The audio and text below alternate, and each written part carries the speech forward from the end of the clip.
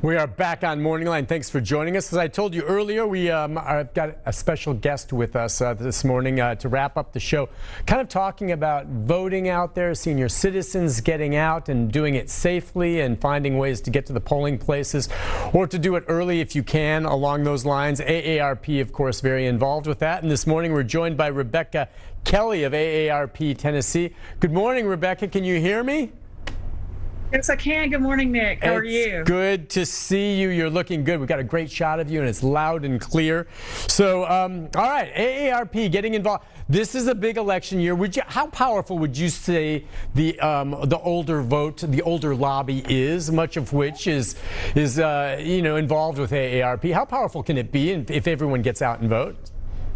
It can be very powerful, very powerful. So older to us is 50 and over, okay. And that's the single largest voting bloc in the country and has been for quite a while. In the 2016 presidential election, older voters comprised 58% of the votes. And then in the 2018 midterms, that grew to about 61%. Wow. So it's a large group of people. They really are the ones that get out and vote first and foremost most, don't they? They do. And, I think that they've realized how important it is. By the time you get to be 50 or 60 or 70 or 80 or 90, you have seen close races. You appreciate the right and the opportunity to vote. And so they're serious about it. And I'm delighted. Yeah. And again, you have Republicans, you have Democrats, you probably have some independents. But I think especially as you get to that older age group, and truly 50 is not old, okay, but I mean, starting from that, again, it's the American Association of Retired Persons. The issues that are important to them are the same every election. I know it can change with additional ones, but it's things like Social Security, Medicare, prescription drug plans, things like that. Is that still near the top of the list, or what are you seeing right now as the most important issues for that group? It is. Thank you. And let me clarify just a couple of things. Yeah. 50 is not old. And we are Yeah. AARP. We're not that name that you said. Oh, we are okay. just the acronym. We're just the acronym AARP because about half of our members are still in the work world in some way. They're Sure. working part-time or they're consultants. So we're no longer an association for retired people only. And that's the reason we dropped the name. So just AARP, like AT&T and IBM and those acronyms. But also, we are nonpartisan. Some folks think that we lean one way or the other. The truth is we've never given a candidate or a party a single penny of money. Our members vote in large numbers. We have about 38 million members across the country. We have about 640,000 members in Tennessee. And as you might guess, the issues that are important to those folks are around health and financial security. So Social Security is a huge concern and interest of folks. Actually, for people in Tennessee, about 58% of the people who receive Social Security in Tennessee tell us that it comprises 50% or more of their income. And then about 30% of Tennesseans who receive Social Security say that it's as much as 90% Wow. of their income. So that's an important safety net financially for older individuals. Yeah. And then Go ahead. sorry about that. I was just going to say Medicare is very, very important. A lot of people look forward to 65 or 66 or 7 when you can be eligible for Medicare, and it can cover much of your health care needs at that point. So that's another safety net that's very important to folks. And again, I'm glad you mentioned that about nonpartisan, which I knew that. And again, you're right. A lot of 50-year-olds are still working, and many folks up into their 70s still working, so not retired. But with regard to Social Security, obviously you can't take Social Security when you're 50, 51, 52, 53, down the road on that. But what is AARP looking at? Are you, obviously, as an organization, you're aware of the fact that they continue to talk about potential cuts, or at the time when I'm old enough to finally start drawing Social Security, I'll be getting not the portion I expect right now, but far less than that. And it's simply because fewer people are paying in and more people are drawing on it as the baby boomers make their way through there. I mean, that's a big concern right now, that Social Security is going to be reduced. It is, and thanks for those questions and the details of the program. The financial infrastructure of Social Security is very, very important, and it has worked for many, many years for many levels of people. And so we believe and have said to members of Congress that there are some tweaks that need to be made to that financial infrastructure, but the sooner we make those tweaks, the better it's going to be for the long haul. So we want to be at the table, and we want older individuals to be at the table and the voices as people look at the long-term solvency of Social Security. The guideline now, it depends on your individual financial assets, but they ask you to wait as long as you possibly can to take Social Security, even to 70. Some people want it as soon as they turn 62. But the guideline now is to hold off as long as you can. And then I just encourage people to be hopeful and to talk to your member of Congress about how important it is to make some tweaks to that financial infrastructure for Social Security so that it'll be solvent over the long haul. What is AARP doing trying, I guess you don't have to work real hard to encourage people to get out and vote, especially in this election, but in terms of access to the voting, polling places, early voting,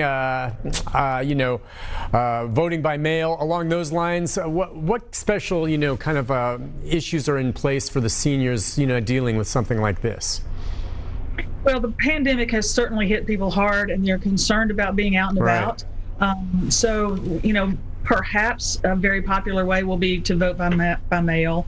If you are over 60 or have an underlying condition or are a caregiver for someone with an underlying condition, you qualify to vote by mail. The important thing to know about that is you have to request an absentee ballot. Mm-hmm. Some folks think the ballots are just going to come to you, and they will not. So one of the things we're saying is make a plan for how you want to vote right now. And so if you choose to vote by mail, be asking for that absentee ballot now. And let me go ahead and give you a couple of numbers, Nick. One is the website where you can get all of this information, including an absentee ballot, is www.govotetn.com. Okay. Again, that's www.govotetn.com. And then a phone number for folks to call is 1-877-850-4959. I'll repeat that, 877-850-4959. And that's the state election office. So the first thing is, if you want to vote by mail, get that absentee ballot and request for that, and that's got to be done by October 27th, and then returned, and they have to receive it by November 3rd. So I would be doing that now if that's the plan you want to do. Early voting, you mentioned earlier in the show today, starts this coming Wednesday in Tennessee, so October 14th. It ends on October 29th. A lot of people think that it doesn't end until Election Day, but you have between October 14th and October 29th to go in person and vote early. I'll tell you that during the primaries, my husband and I went early. We went in the middle of a weekday afternoon, and we walked right in. That's the way to do it. Yes, it was very safe, and I encourage folks to do that. And then, of course, you can wait till Election Day. As I think you also said earlier in the show, lines could be long, but if that's your tradition and that's what you love to do that. It's so important. There's a lot of partisanship and anger and bickering over the election this year. Some folks, apathy is the worst thing you can have. People need to vote. When I was young growing up, I remember people saying, if you don't vote, you can't complain. So everybody needs to exercise that opportunity to vote. Couldn't agree with you more. Real quick, we just have about a minute and a half to wrap things up. Just for folks, including myself, who are at the stage where they're probably thinking about, should I join AARP? And there's a lot of good reasons for it. I mean, I've never heard anything bad about AARP.